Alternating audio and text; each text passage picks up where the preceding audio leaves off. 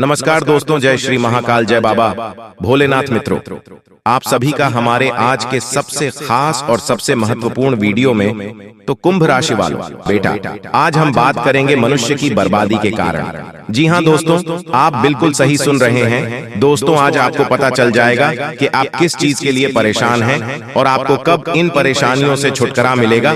जी हाँ दोस्तों, जानकारी के लिए हम आप सभी को बता दें, लेकिन उनसे पहले अगर आप सभी इस चैनल पर पहली बार आए तो इस चैनल को सब्सक्राइब कर लें और बेल आइकन को भी प्रेस कर लें, क्योंकि दोस्तों इसी तरह लेटेस्ट वीडियो आपको नोटिफिकेशन के द्वारा मिलते रहेंगे। जी हाँ दोस्तों, आप माने या ना माने, लेकिन पैसा आज के समय के लिए बहुत ज्यादा जरूरी हो गया है। आप पैसे से ही सही इलाज करा सकते हैं और अपने इच्छाओं को पूरी भी कर सकते हैं। तो इसलिए सही समय पर सही पैसा कमाना चाहिए। अगर हम पैसा नहीं कमाते हैं तो यह भी हमारे दुख का कारण बनता है। किसी काम को उसके सही समय पर ना करना भी हमारे दुख का कारण है। अब जानते हैं कैसे। मैं कॉलेज में पढ़ता हूँ और हमें असाइनमेंट दिया जाता है जो एक हफ्ते में एक बार चेक होता है। अगर मैं वह असाइनमेंट अगले दिन ही पूरा कर लेता हूँ तब मैं बिल्कुल भी दुखी नहीं होता और पूरे हफ्ते संतुष्ट रहता हूँ। लेकिन कभी कभी वही असाइनमेंट में चेक होने से एक रात पहले करता हूँ, जिससे मुझे पूरे हफ्ते ऐसा लगता रहता है कि कुछ तो छूटा हुआ है और मैं यह सोचकर दुखी होता रहता हूँ कि मेरा असाइनमेंट पूरा नहीं है। आलस्य भी दुख का वास्तविक कारण है। सभी इंसानों को दो हाथ दो पैर या यूं कहें शरीर के सभी अंग बराबर बराबर मिले हैं, लेकिन उन्हीं में से कुछ इंसान सफलता को बहुत ज्यादा प्राप्त कर लेते हैं, क्योंकि ऐसे इंसान केवल मेहनत में विश्वास रखते हैं। और उन्हीं में से कुछ इंसान बहुत पीछे रह जाते हैं, क्योंकि वह कुछ करना ही नहीं चाहते और फिर बाद में किस्मत को दोष देते हैं। दोस्तों, दुखों का कारण माँ बाप भी हो सकते हैं, क्योंकि किसी भी इंसान की बिल्कुल शुरुआती जिंदगी उसके माँ बाप पर निर्भर करती है। अगर माँ बाप अपने बच्चों को अच्छी शिक्षा देंगे और आलस्य न करने की सलाह देंगे या आदेश देंगे तो उसके अंदर से एक गलत आदत निकल जाएगी। अगर माँ बाप ऐसा नहीं करते हैं तो उसका हर्जाना उनके बच्चों को भविष्य में भुगतना पड़ेगा, क्योंकि बाद में वे भी कुछ नहीं कर सकते, क्योंकि कुम्हार मिट्टी के बर्तन बनाते वक्त जो भी कुछ परिवर्तन कर सकता है वह बर्तन सूखने से पहले ही कर सकता है।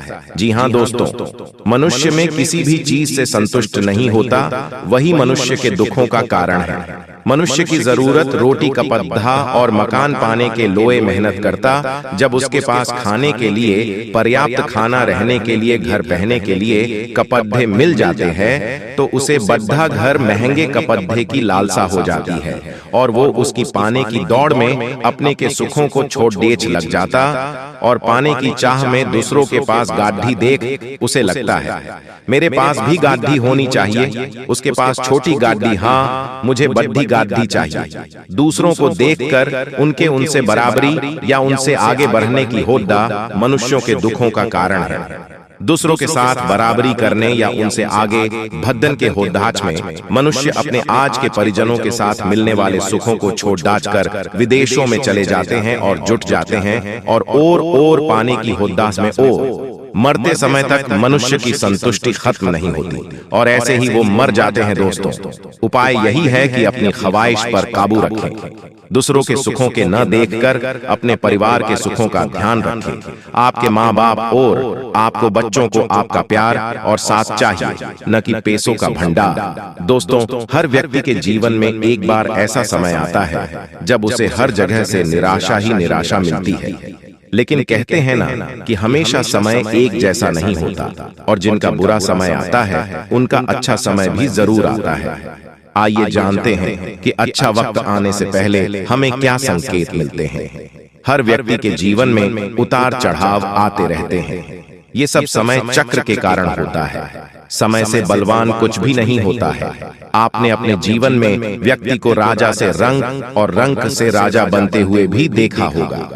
जब भी आपके जीवन में बड़ा बदलाव होने वाला होता है तो ऐसे बड़े बदलावों से पहले आपको ईश्वर या सृष्टि के द्वारा कुछ ऐसे संकेत प्राप्त होते हैं कि आपके आने वाले समय में ईश्वर ने आपके लिए कुछ अच्छा सोचा है।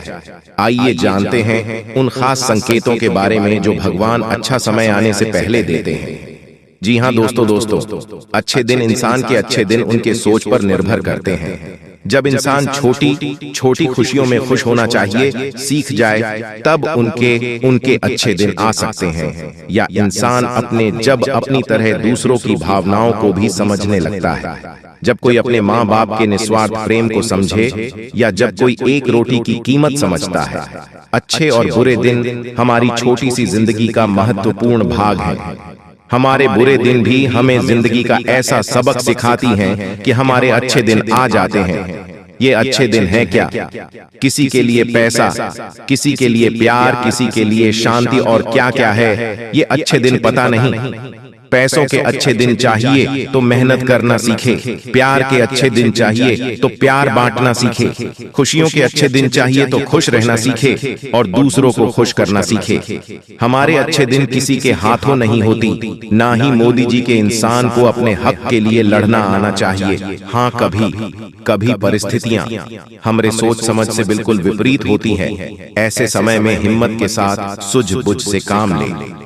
जी हाँ दोस्तों, जानकारी के लिए हम आप सभी को बता दें कि अब आपके ऊपर माता महालक्ष्मी जी बहुत ज्यादा मेहरबान हो चुके हैं और आपको बड़ी खुशखबरी देने वाली है। दोस्तों, जब चंद्रमा धनिष्ठा के आधे भाग, संपूर्ण शतभिषा और पूर्व भाद्र के 2/3 भाग से होकर गुजरता है, तो इन नक्षत्रों में जन्म लेने वाले लोग इस राशि के होते हैं।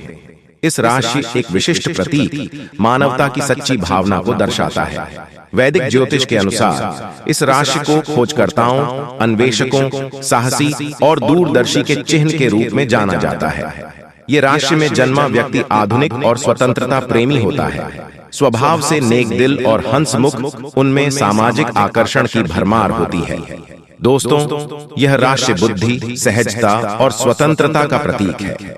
वे स्वभाव से थोड़े विद्रोही स्वभाव के होते हैं। उनके दृष्टिकोण औरों से बहुत ही भिन्न है। वह काफी धनात्मक होते हैं। कई बार वो बहुत ज्यादा रहस्यमयी नजर आते हैं कि लोगों के लिए उन्हें समझना मुश्किल होता है। वे अपनी भावनाओं को आसानी से छिपा लेते हैं। इतना सब होने के बाद भी इस राशि के जातकों से कुछ ऐसी खास बातें हैं जो नहीं करनी चाहिए, क्योंकि यह उनके दिल को ठेस पहुंचा सकते हैं। दोस्तों, हर व्यक्ति अपनी खूबियों के बारे में वाकिफ होता है। ऐसे में किसी से भी इस विषय में सवाल करना या संदेह करना गलत है। इस राशि वाले ऐसी बातों को दिल पर कुछ ज्यादा ही ले लेते हैं और इसके बाद उनकी जो भी प्रतिक्रिया होगी उससे आपके हाथ निराशा के सिवा कुछ नहीं मिलेगा।